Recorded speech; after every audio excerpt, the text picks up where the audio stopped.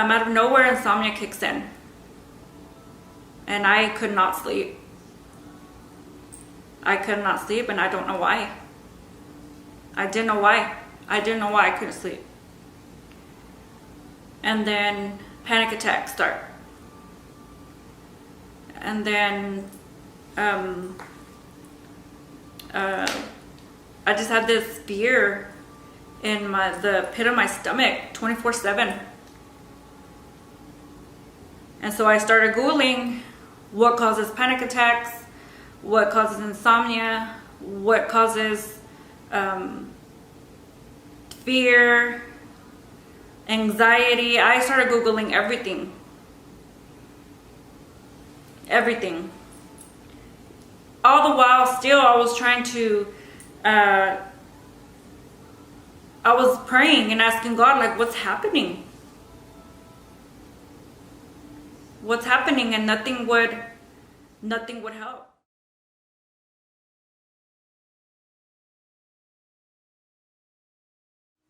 Every day was a constant battle, and I was so tired. I was so tired. And, you know, my husband was still being evil at this time. And while all this was happening, I never let my kids know what was happening. I just kept it all in. But they didn't know that I was in my room on my bed fighting for my life. Something was already in my ears telling me, just kill yourself. You're not going to be able to sleep, so just kill yourself. And I couldn't.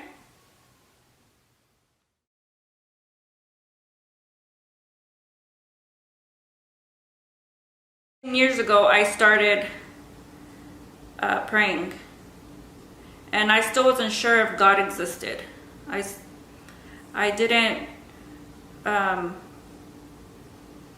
mean, there had to be a God. I mean, I just didn't understand him. So I started praying, and I would do your typical Hail Mary and your typical Our Father, and then I would leave like a short prayer to the end, like just, and then this is whenever I would remember to pray. Like, I wouldn't pray every day. I would just say thank you for our health, but I didn't have a relationship with him, so I didn't know if he was listening. I didn't know if he was there. I didn't know how. I didn't know anything, and especially I didn't know anything about Jesus. Nothing. So I started praying, fix my marriage or remove my husband. Because there had been problems. Just like any other marriage, there had been problems, and I wanted God to change him because I was just tired of it. So in 2016, he started acting evil. Just out of nowhere, everything that I did just bothered him. And well, I've never been the type to back down, so I asked him, like, what's your problem? And he just had this evil in his eyes. And nothing I did or said, nothing would make him snap out of it. Nothing. And I tried everything. And I even told him, like, something's up with you. And he would say no. Nothing's wrong. I'm like, something's wrong there. And I know him like the back of my hand, so he would just deny everything. And like 2 weeks already had passed, and he was still acting evil. And I would confront him, like, is there somebody else? Are you talking to somebody else? And of course he would deny it. And so this one day, he got really sick. And I already have done this on Facebook, on my personal Facebook page, but I have never recorded a video before, but I just felt like I needed to tell my testimony because a lot of people go through the same symptoms as me and they don't know what to do. Okay, so he gets really, really sick. And I know this is TMI, but he was in the restroom. He had like very bad diarrhea, like bad.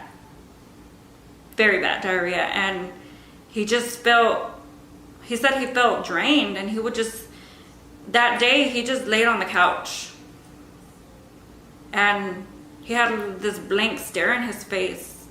Like I was trying to ask him, like, what's gonna happen with our marriage? What's gonna happen? What are we gonna do? Are we just gonna get a divorce? Like, I need to know. And he would just stare at me, and it's like he was empty. He was empty, and nothing that I said would make him snap out of it. So I remember trying to get my in-laws to talk to him to see what was up with him, because he was different. He wasn't the same. So then that went on for the rest of the days. Like this started in July. And in May, I remember we were going to go out on a date night. And well, before I took my boys to my mother-in-law's, while I was in the line waiting to get food, I felt like a premonition. Like something was trying to get into my house. Like something was telling me, hurry up and get home because something's in your house. So I hurried up and got the food, and I came straight home. And I just felt uneasy, like something was in my house. So I checked every corner of the house, and nothing was here. Everything was empty. Nobody was here. So then I called my brothers and my mom to see if they were okay, and they were fine. So I just left it. But it was a premonition, like something was in my house. I even had like anxiety. And now I know that it was the Holy Spirit warning me that that something was in my house. Something was coming into my house. So then we're back in July, and we're back and forth. And he kept blaming me. He kept telling me, oh, it's you. It's you. You need to fix this. You need to fix your attitude. It's you. You're the one that wants to do this. You're the one that never wanted me. You're the one that this. You're the one that that. And I'm like, okay, well, let's just get a divorce and let's get it over with. And he kept back and forth. Like he would say one thing one day, and then later on that day, he would seem like he wanted to fix things. And then he would be ugly, and then later on he would say, okay, like, let's fix things. So he was like this back and forth, back and forth, back and forth. And I would give in, and then my pride would kick in, and I'd be like, no. And we were like that, like little kids. So then, out of nowhere, insomnia kicks in. And I could not sleep. I could not sleep, and I don't know why. I didn't know why. I didn't know why I couldn't sleep. And then panic attacks start. And then I just had this fear in the pit of my stomach 24/7. And so I started Googling what causes panic attacks, what causes insomnia, what causes fear, anxiety. I started Googling everything. Everything. All the while, still, I was trying to, I was praying and asking God, like, what's happening? What's happening? And nothing would help. So the things I was taking for the anxiety, because I didn't want to go on the medication route. I didn't want to be chained up to medication, so I Googled what causes insomnia. And one of the things that it said was to try melatonin. So I tried melatonin.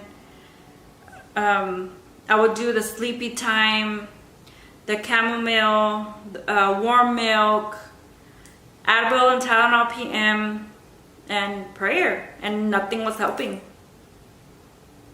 I even went to this little store that we have here where I live. They have a little, like a religious store, and I told her, like, I feel like I'm being, like something's happening and I don't know what to do.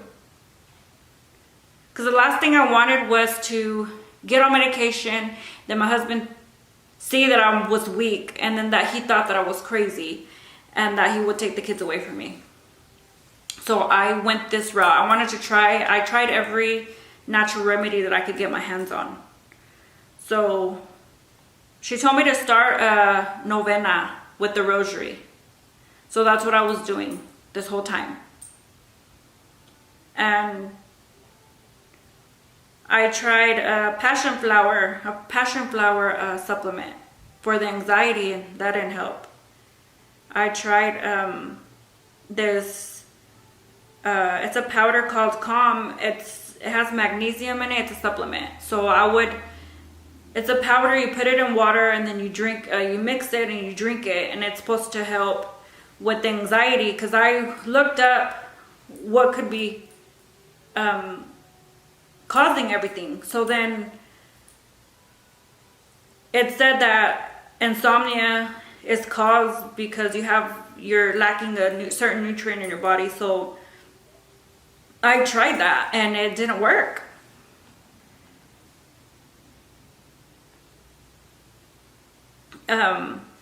My sister had came in from Phoenix, and before she came, she said she had been feeling uneasy for like the past month or so. And as soon as she saw me, she's like, so you're the one that's been having anxiety. And she's like, and I've been feeling it. So she had been taking this stuff called HTP. It's for anxiety. And I tried it and that didn't help either. Anything that I could get my hands on, nothing would help. Even my mom's Mexican teas, the Advil, nothing was helping. Nothing. I couldn't even go work out. I would run and my best friend would say, did you just run? And I told her yes. And she said, you don't even seem tired. And I told her, I don't know what's going on. I can't sleep. I can't sleep. And she would call me in the morning. And this happened several times. Or I would call her because I couldn't function. So when I would remember, I would call her and I would tell her, I don't know what's going on. I can't sleep. Nothing I try, nothing. It doesn't help. Nothing helps.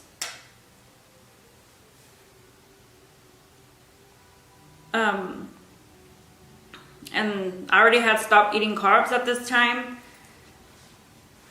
And I think I already had lost like 20 pounds.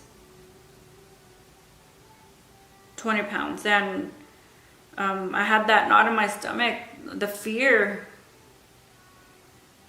I would, anywhere that I was, if I was at a restaurant I would get the anxiety attack, the panic attacks.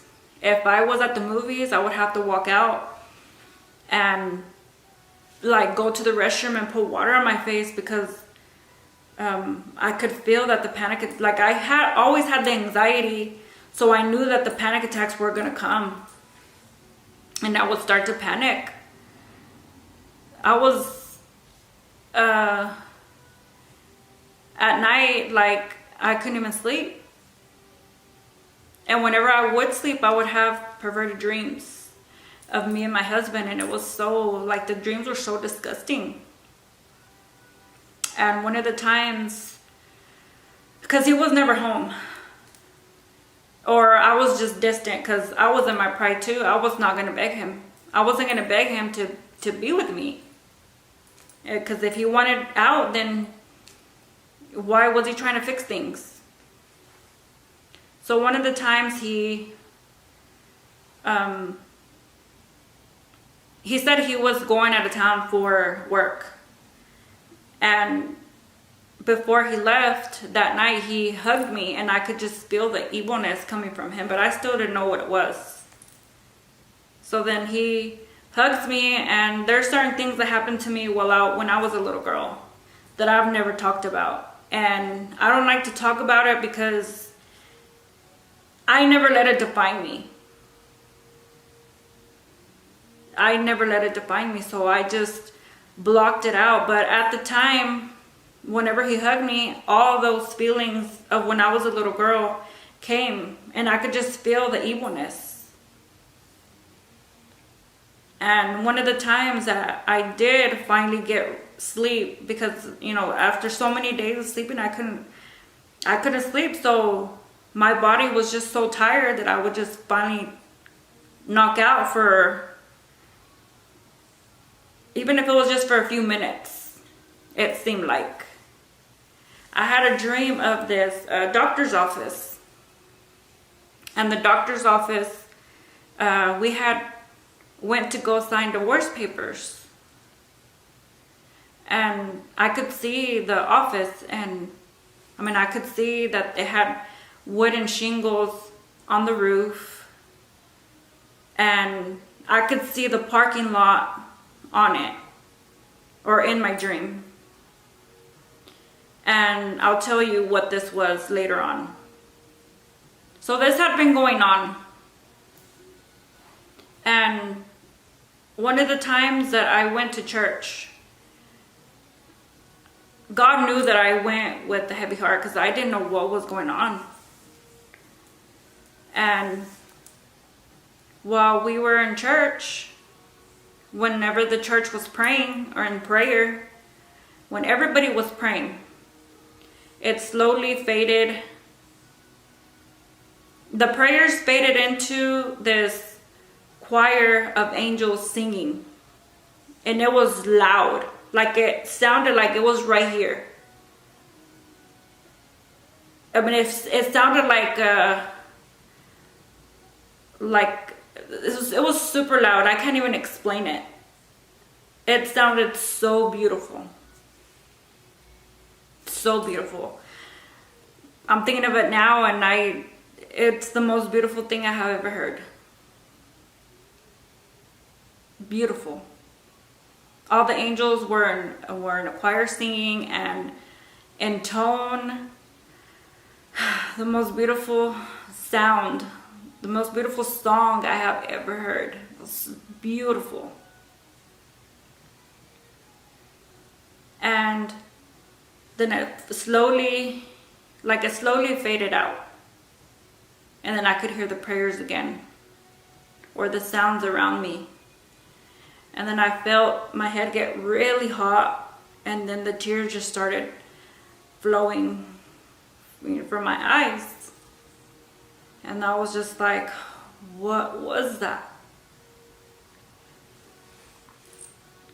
So at that time, I didn't know it then, but God showed up to show me that He was going to be with me because things were going to get worse.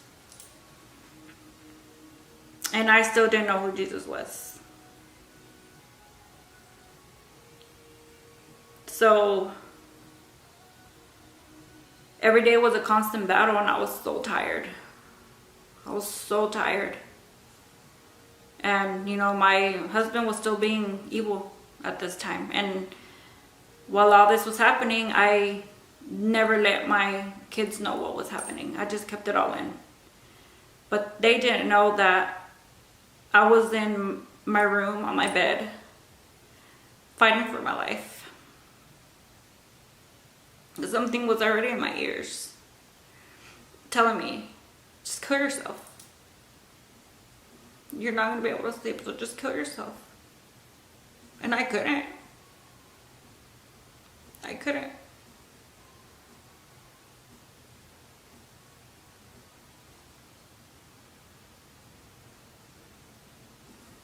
They couldn't be without their mother. So I fought it. And then I would crave drugs out of nowhere, and I would say, no, I can't get on drugs. I can't get lost. But if it wasn't for them, I don't know what would have happened. But I fought it.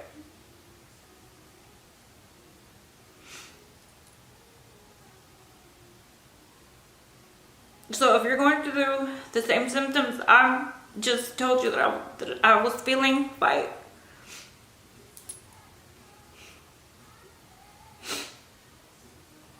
So anyways, this started at the beginning of July. And we're already in August. And like I said, I didn't want to get on medication because I didn't want to be dependent on medication. And I refused. And I was always on Google looking for stuff. I was always looking for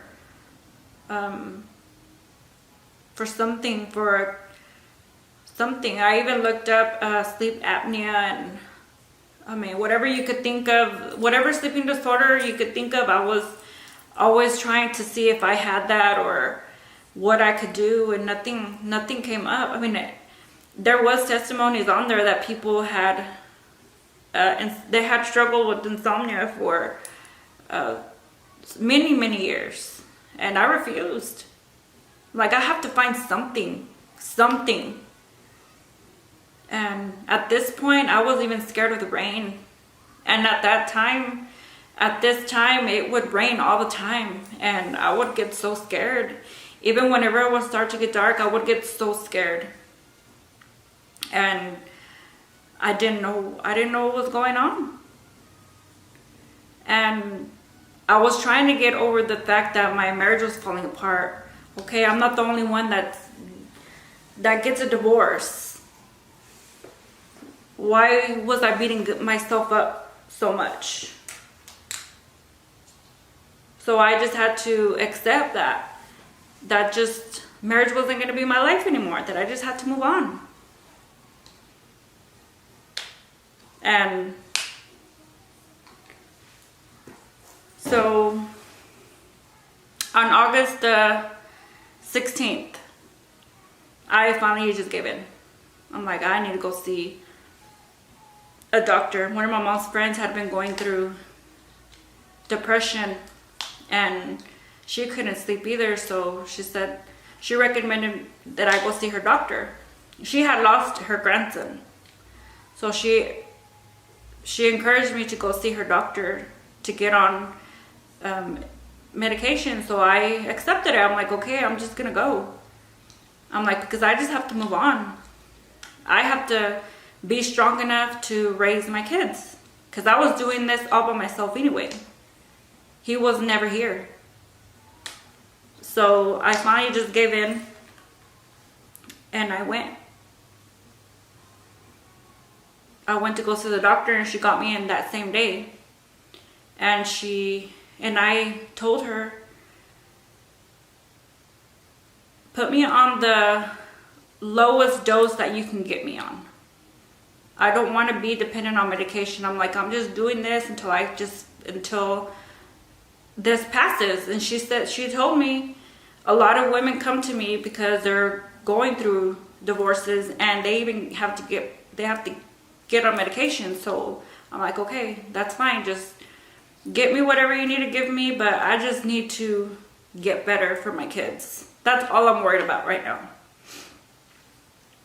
So that same day, she prescribed me the medication. I went to go get it. And I got home, I cooked dinner, and then I got a message from a friend. And she told me that she was sorry that what I was going through. And I'm like, nobody really knew what was going on. Just my in-laws and my mom and my brother just knew what was going on. So when she sent me the message and told me, I'm sorry what you're going through, I'm here if you need to talk, and I'm like, well, thank you, but how do you know what I'm going through? So she said, oh, I know. She started describing this woman, that she was a hood rat, that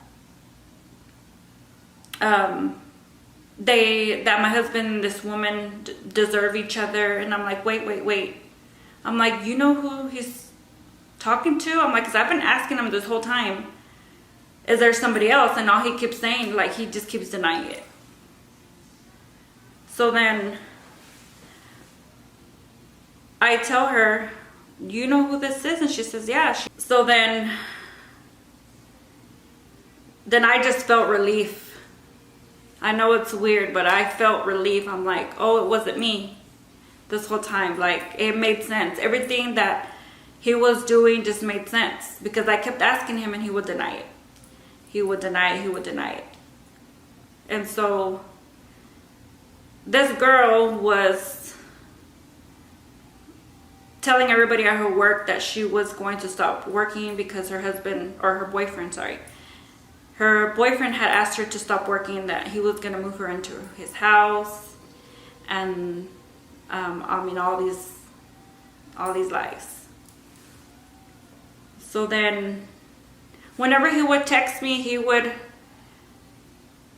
put it in a way that would confuse me. So this time I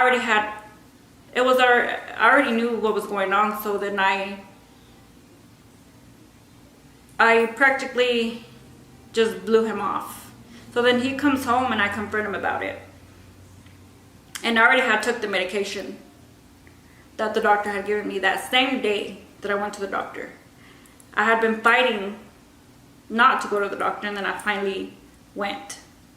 That same day, I took the medication, and this medication is supposed to make you sleepy. And it did nothing. It just made the anxiety worse. And my state of mind just was out. It was so weird. So then I tell him, okay, well, what are you doing here? And he was being rude, like he had been. And I'm like, well, I know what you're up to. And the blood from his face just came, like it drained out of his face, and he turned pale. I showed him the picture of the proof that I had, and things got ugly. Things got really ugly, and the medication just made my state even worse. Like,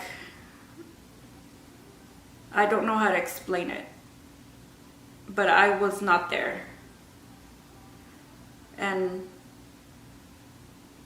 so I told him things happened, so I am asking him, like, why are you acting this way? Why can't I sleep? And I'm sitting there asking him. He was just being so evil. And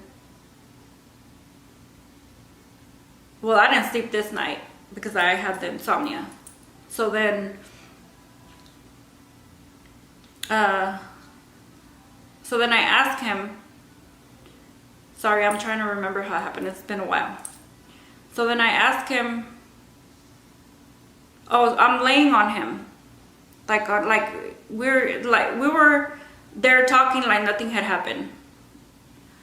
So he starts telling me something's behind you, like the devil's behind you. And had like this blank stare in his eyes. And then I got like a light bulb turned on, and I'm like, oh my God, I'm like, did you like ask the devil or something to like to kill me, or that you wanted me dead or something? He said no. And right then and there, I looked up symptoms of black magic. So one of the top things that were on there was insomnia. So I knew. I just had a feeling that that's what it was. And I'm like, well, how do I find out? I didn't know nothing about this stuff. I'm like, how do I find out? So I start Googling, and it would show me like websites of these different fortune tellers and psychics and stuff like that.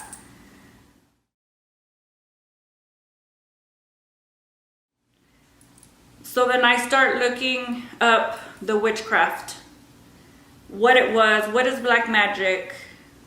There was websites that it would show me, and I didn't want to go through them because I'm like, what if they're just a scam? You know, what if they just want to take my money? And I'm like, I just didn't trust them. Either way, they're not good. But at the time, I had no clue about it. No, I didn't know nothing about it.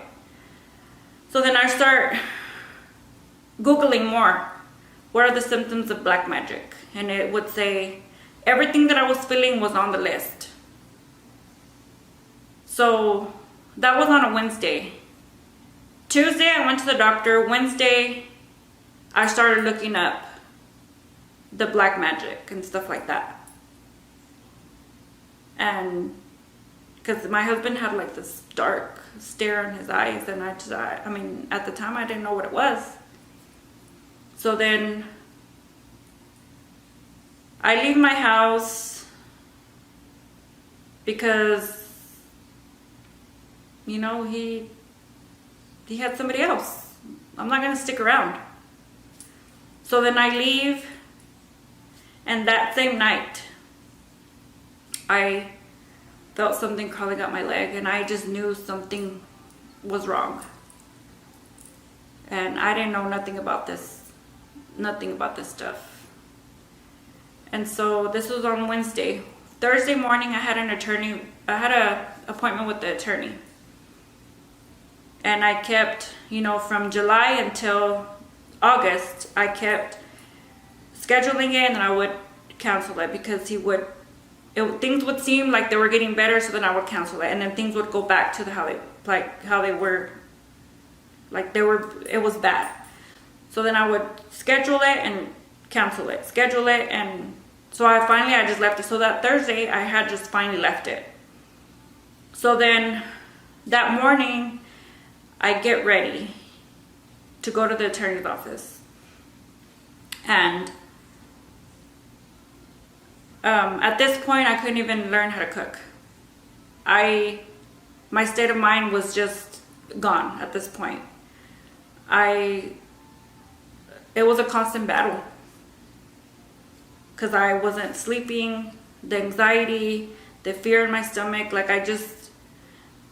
what I wanted was just to be there for my kids. So now we're on Thursday when I go see the attorney.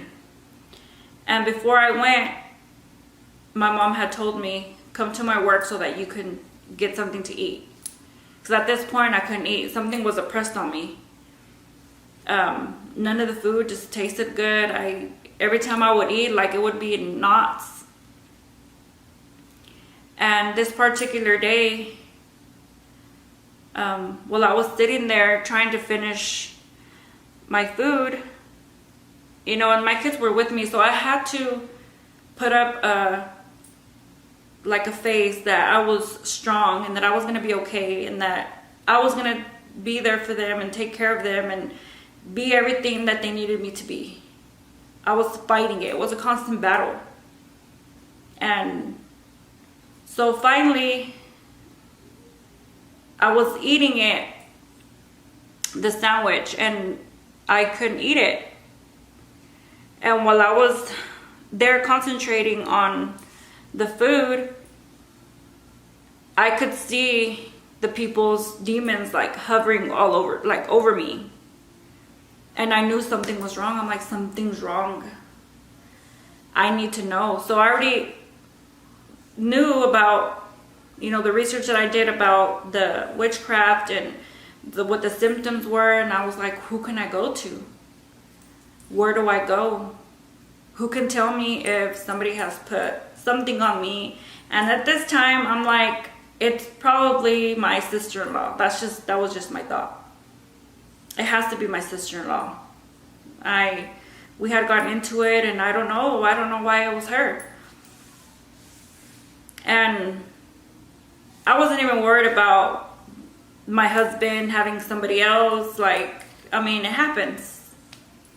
Just gotta move on. So then I leave from my mom's work, and my best friend, I take the kids to my best friend. So on my way to go to the attorney's office, it was like a far drive, like a 20-minute drive. And I couldn't remember I was like, how am I gonna get there? Because I would zone in and out. Anywhere I would just zone in and out. So I'm like, I'm just gonna have to follow the GPS, and I'll make it happen. So I go, and I'm there at the attorney's office. I was there for like 2.5 hours, and he told me I can do this. I'm gonna get you this, and I'm like, okay. But while I was there, I was zoning in and out, and I knew something else was wrong. I'm like, something's wrong. Something's wrong. And my husband was trying to look for me. The 2 days already had passed since the truth had come out, and he was already trying to explain himself, and I would not let him. I wasn't interested. I didn't want to know anything. So then I'm driving back from the attorney's office, and I'm like, I'm gonna be okay. I'm gonna be okay. But then I knew in the back of my mind, like, something else is wrong, and I'm gonna get to the bottom of it. I'm like, I don't know. So then the only place I knew that did this kind of stuff, that I thought maybe did this stuff, was one that I had passed by and that I had seen. So then I passed by there a few times until I finally decided to go in, because I knew it was wrong. Just growing up, I just knew that these kind of places were wrong, and that you just don't go in there. And I knew that, so I never dared to even do anything like that. But I didn't have nowhere else to turn to, because mind you that while all this was going on in my house, we had people coming to my house to do deliverances. And on one of the deliverances, there was this little girl there that after they had done their prayer and their deliverance, this little girl was crying like she had seen a ghost or a scary movie, is what I got from it. And they asked her, what did you see? And she said there was a dark evil thing behind me. And they were asking, well, what was it? And she said, no, the man, not that man. There was like something evil behind me, and I didn't think nothing of it. I mean, I just thought that this kind of thing happens all the time, and they went to go pray, so everything's gonna be okay. And so a priest comes to my house, and he blesses the house, and all he kept telling me was like, everything's gonna be okay, everything's gonna be okay, you're beautiful, you shouldn't be sad. And no, that's not what I wanted to hear. I wanted to hear something was in my house, but I mean, at the time, I didn't even think that was even happening. So I finally went to the curandera. Well, the last time that I had gone, the priest that came to bless my house was a different priest from this other priest. So the main priest I had heard that he had done exorcisms, and I had heard that he had got demons out of people's houses and stuff like that, but he never once came to my house. So I think like the week before I went to the curandera, I had went with him to go ask him a question, and he was busy or something, or maybe he just got tired of hearing me, I don't know, but he's like, you know what, no, just go. So he couldn't do nothing for me. So then I went to the curandera, and the lady that worked in the front, or the receptionist, or whoever that girl is, I asked her if black magic existed, and she told me yes. And I told her that I had been feeling insomnia and anxiety and the panic attacks, and nothing was helping. And I was like, I don't know what's going on. I was like, can she tell me? And she's like, yeah. And that girl saw the desperation in my face, so she said, you know what, let me talk to her, and I'll give you a call back. And if she has an opening, if she can get you in, then, you know, then I'll call you. So I went to my brother's house, because that's where I was staying. And she called me and she said, yeah, go ahead and come in. She's like, but you're not going to come to this place. You're going to go to another place. So there I'm just like, what am I doing? This is wrong. I knew it was wrong, but I had to find out, because nobody was making it better. Nobody was doing anything for me. And when I was doing my research, when I would look up insomnia and panic attacks and anxiety, like, it never talked about Jesus. Ever. There was never a prayer. There was never anything. Anything. It was always medication, take this, or this medication, and never talked about Jesus, ever. So I didn't know what else to do. And I told my mom, I'm like, I'm going to go see this curandera, because I don't know what's going on. I was like, and if she can't tell me what's wrong with me, then just take me to the hospital, because I can't sleep and I'm tired. My soul is so tired. So then the time came, and my husband happens to pull up. And I'm like, oh my gosh. I'm like, why are you looking for me? And, you know, and I was so mad, because I needed to go see this curandera. So then, and while I was there at my mom's house, I remember just looking in the kitchen like a blank stare, and I was crazy. Like, if this lady can't tell me what's happening, then I'm just gonna go to the hospital, and they're gonna send me to Big Spring. And, you know, because I already had been thinking about this since it started. Like, I was going crazy. So then I go see the curandera, and while I'm sitting there, she takes a glance at my mom, and she's like, after I talk to you, I need to talk to your mom. She's like, because I see something on her or whatever. So then I go in to her room, and she starts, and I didn't know what to expect this curandera. I didn't know that they do the card readings or anything like that. I knew nothing.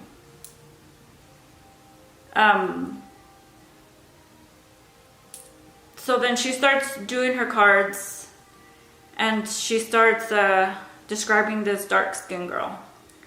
And she asked me, did your husband have an affair with the dark-skinned girl? And I told her, I don't know. I don't know if he has or not. And she said, well, but she's not the problem. She said, I saw that she really wanted him, but he wasn't interested. I'm like, I have no clue. And she's talking and I say nothing. I'm just sitting there silent, and I'm just like shrugging my shoulders, or like, I didn't say nothing. Then she says, okay, but she's not the problem. And then she starts saying something about this girl, that she wanted my life, that she wanted my husband, that she wanted everything that I had, and that she had a dark soul, and everything that was on her mind was money. Money, money, money, money. So I'm like, okay, well, I already know that there's somebody else. I'm like, but why do I feel like what I'm feeling? And then she said, well, I see that she's done an entierro. And I'm like, what do you mean? And then she's like, she did witchcraft on you. And I'm like, what? I'm like, who does that? She's like, yeah, she paid a lot of money. And I'm, at this point, I'm just like trying to process it. Like, people really do witchcraft. People really pay money to try to get their way. Like, still trying to process it. So I'm like, what? And she's like, yeah. She's like, she wants your life. And I'm just like, oh my gosh. And when she told me that, I'm just like, you know what? It makes sense. It makes a lot of sense. Because none of the stuff that I was taking helped. Nothing. And then the symptoms that I was feeling, and then my husband, the way he was acting, and it made sense. So then she told me that she could do a cleanse on me, and well, there I go to go get a cleanse. And that none of her cleanses helped, by the way. They didn't help. And I was so lost after this. And I gave this Jezebel, I call her Jezebel because I believe that she has the Jezebel tendencies, because I gave her the benefit of the doubt. I'm like, no way. She wouldn't do this. Nobody would go to that extreme to do something like this. And when I confronted her about it, and I tried to talk to her and come to her woman to woman, she basically defended the relationship.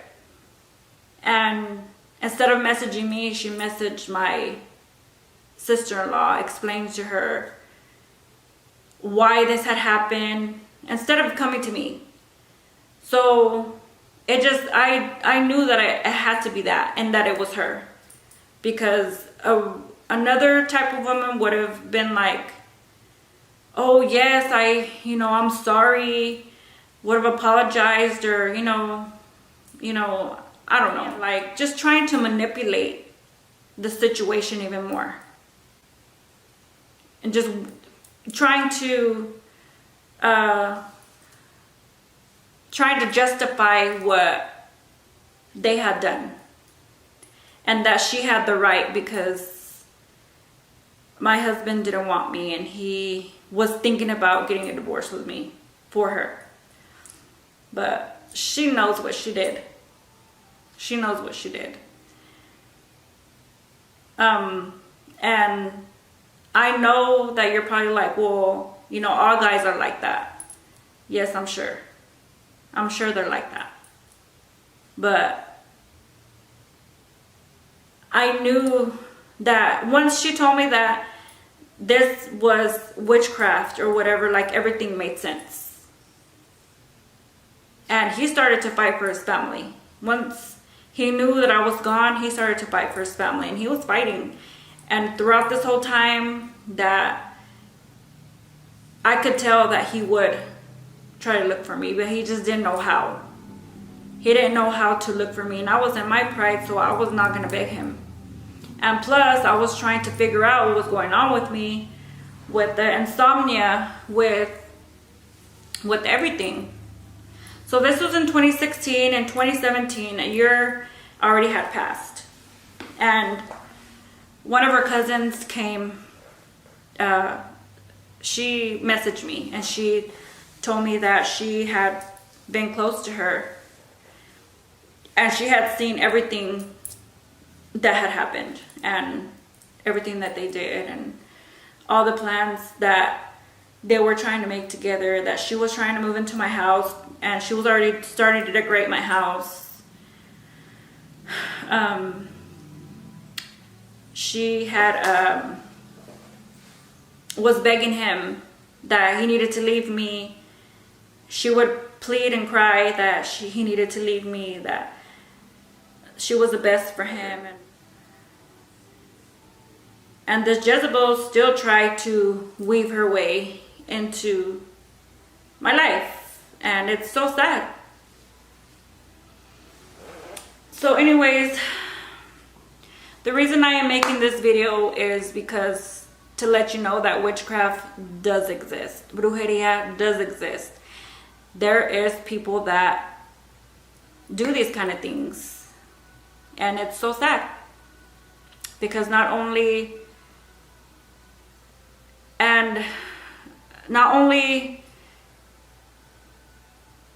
it's this gonna be a curse, and I hope she repents. I really do. You can't fight you can't fight witchcraft with witchcraft. The devil can't fight against himself. The only thing that's going to work is Jesus. And once we were back and forth with the priest and with the bruja and this and that, nothing was helping. They came and did another deliverance after I had gone to the witch. And one of the ladies had a vision that somebody had put a vial in my yard with the liquid and some names on it. So they did a deliverance with that. And after that, I questioned my religious faith, because whenever I went to the witch, I had seen this my whole life, where they do the limpias or the cleanses with the eggs, and she did exactly that. And the weird thing about whenever I went to go see that witch that day, when she told me that their witchcraft was going on, somebody did witchcraft on me, she told me to keep Jesus in my life. And I had no knowledge of Jesus. Like, I had no relationship. I had a relationship with God, but not with Jesus. Does that make sense? And Jesus is the only way. Demons flee at the name of Jesus. So after this happened, I went and talked to the priest after they came and did the deliverance. When the lady saw the vision of the vial, I went and talked to her.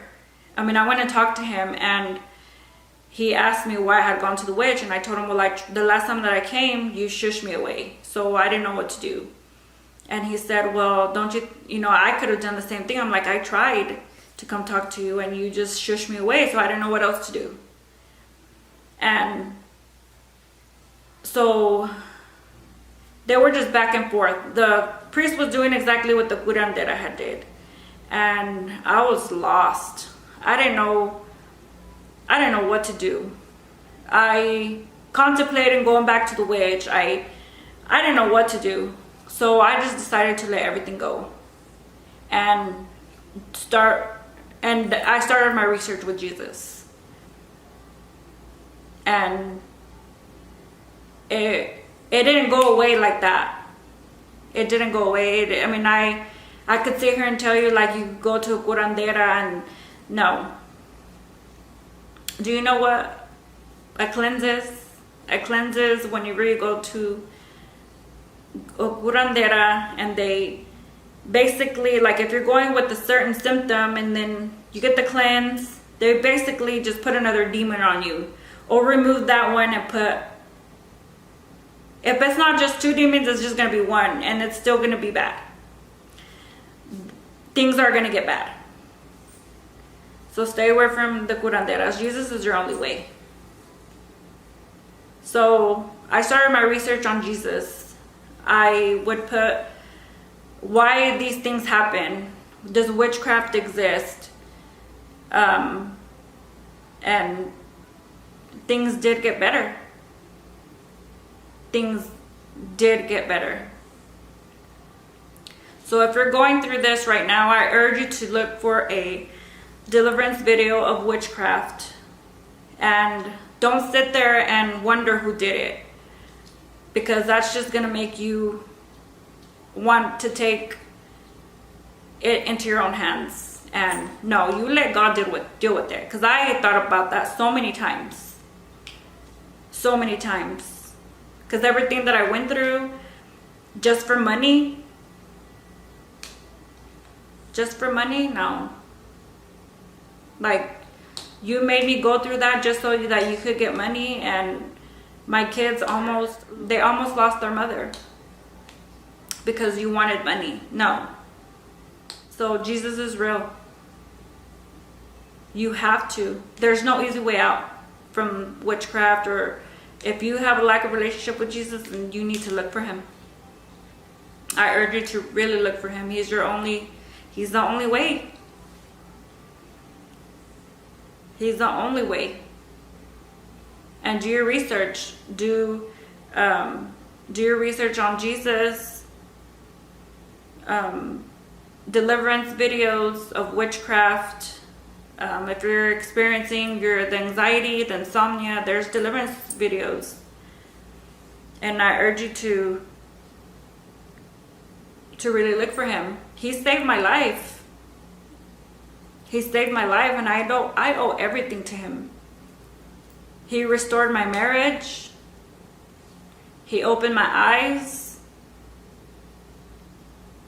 Because I used to be Catholic, and I'm not a Catholic anymore. I'm strictly just a Christian. A Christian because I follow Jesus Christ, and he's my only religion. And look for the truth. He's the truth. And I am so grateful that he came and saved my life. He left the 99 to find me. And that's the only way. There's no magic spell. There's no cleanse. There's nothing else but Jesus. Everybody worships everything else but Jesus. And he's your only way. So start your relationship with him today, right now. And especially with what we're going through, something's happening in the spirit. Something is happening. Jesus is coming soon. And I'm making this video for him to recruit y'all to follow Jesus. He's the only way. He's the only way. And I am so grateful for him. I thank him every day that this happened. And the devil can't come touch you unless he gets permission from God. That's just how it works. Job chapter 1. So I urge you to, if you're going through what I just told you that I'm going through, I urge you to get deliverance and give yourself to Jesus.